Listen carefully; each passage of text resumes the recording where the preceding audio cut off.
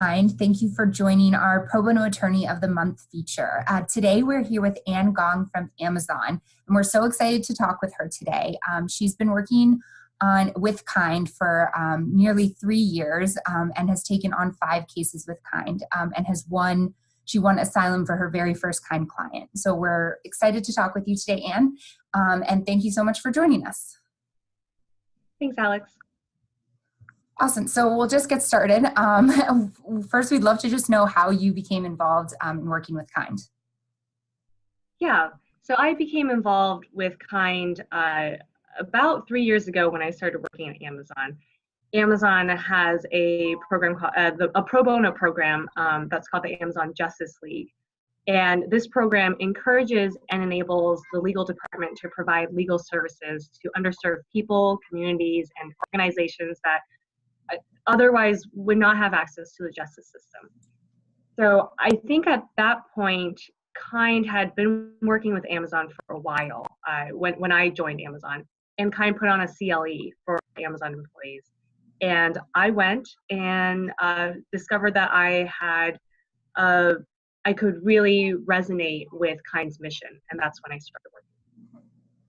Awesome. And what kind of what aspects of this type of pro bono work are different from the everyday work that you do at Amazon? It's very different. I am in internal investigations at Amazon, so the work that I do with Kind is just vastly different from the work that I do during my day job.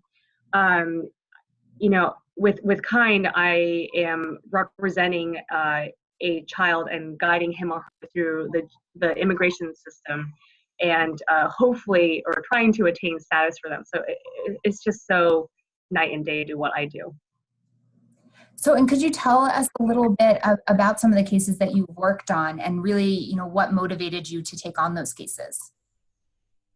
Yeah, so as I said, I went to that CLE, and I think part of the reason why I resonated so strongly with Kind's mission is because I come from an immigrant family. My parents came here more than 3 decades ago to seek out a better life. And even though they were not fleeing persecution or violence, they were not seeking asylum, I can really relate to the idea of going to a place to seek out a better life. And because children are it's such a vulnerable population, I feel a even stronger urge to want to help them through the legal system, to want to try to gain them status. So I feel very strongly about working with Kind.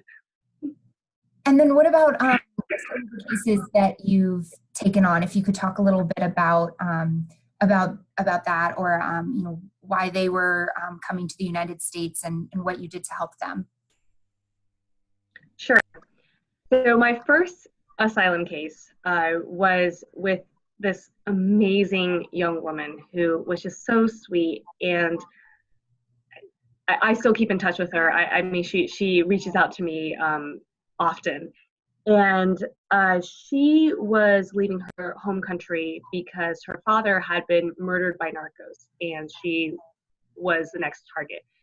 And actually, she had an unborn son at that time. So when the narcos heard that she was pregnant, they started making death threats to her and her unborn son. And so her mother, fearing for her safety, sent her here thinking that it would be the safest place for her. And she was just a delight to work with. I became sort of a mentor to her as well, and managed to get her asylum. And it was a very rewarding experience. That's awesome. What would you say the biggest lesson learned or personal growth moment that you had during this process of working with unaccompanied children?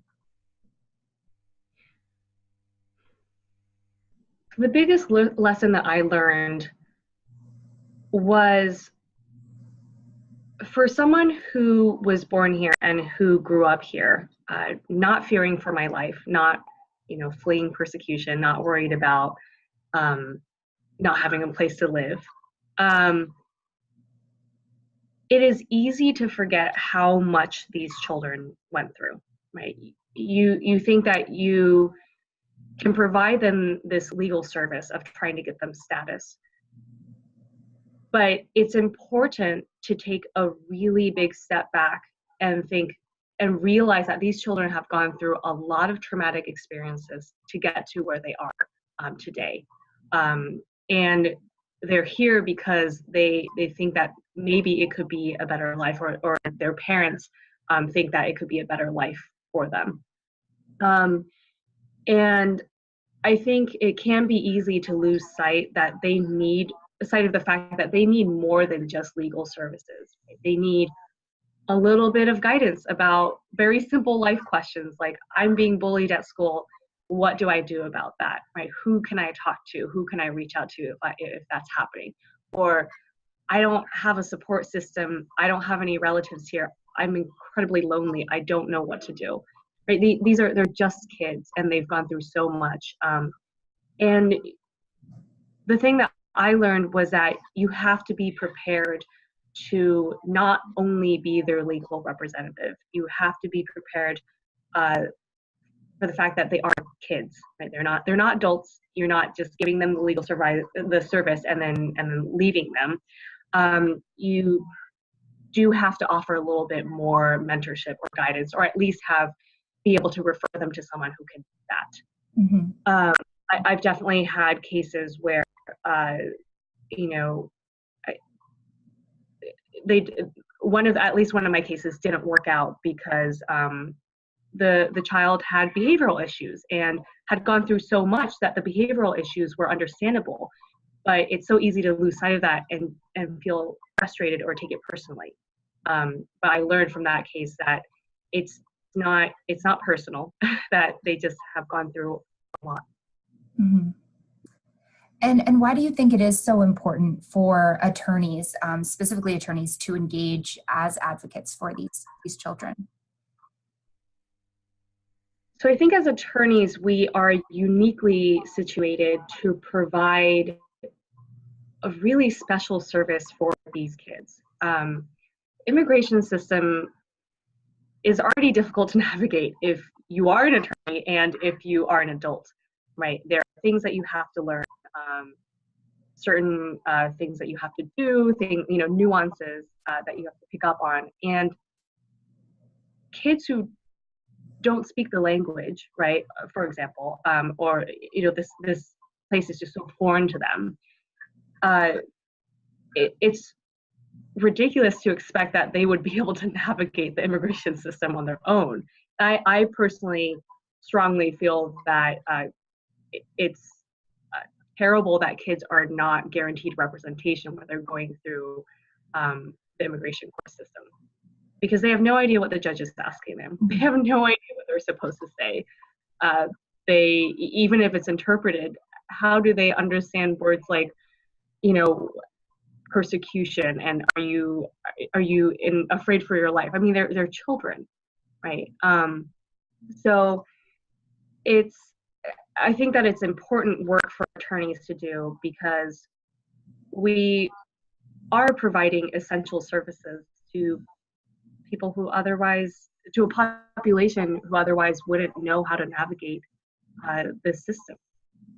What would you say to other attorneys considering taking on a kind case pro bono? I would say a few things. The first one, which I think is the most important, is that the legal services that you're providing for these kids open up so many doors for them.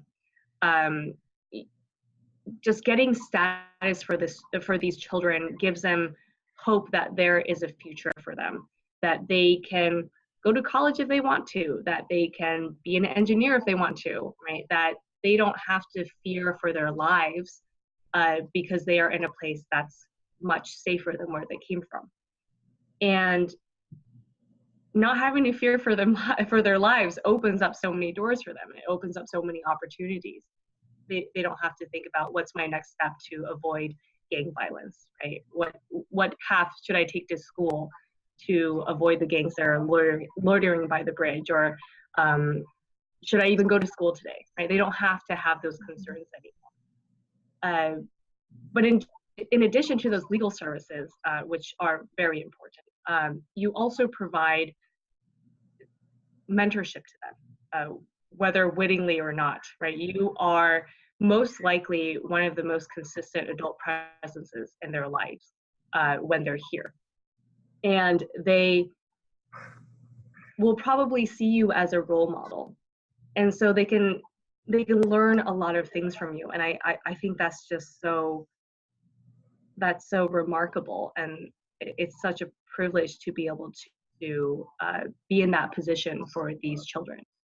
And the last thing I would say is, don't be intimidated by these cases. I was fresh out of law school, had just passed the bar, had never done any sort of immigration legal work.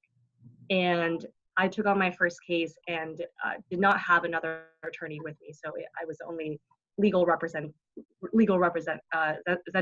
And Kind provided so much support to me that I was able to put together my case in a way that didn't make me feel like I was lacking, and was able to win asylum for my client, which is incredibly rewarding. That's so wonderful, Anne, and thank you so much for talking with us today, and congratulations on your asylum win. It sounds like she's doing just amazing right now. So thank you again. Thanks so much, Alex.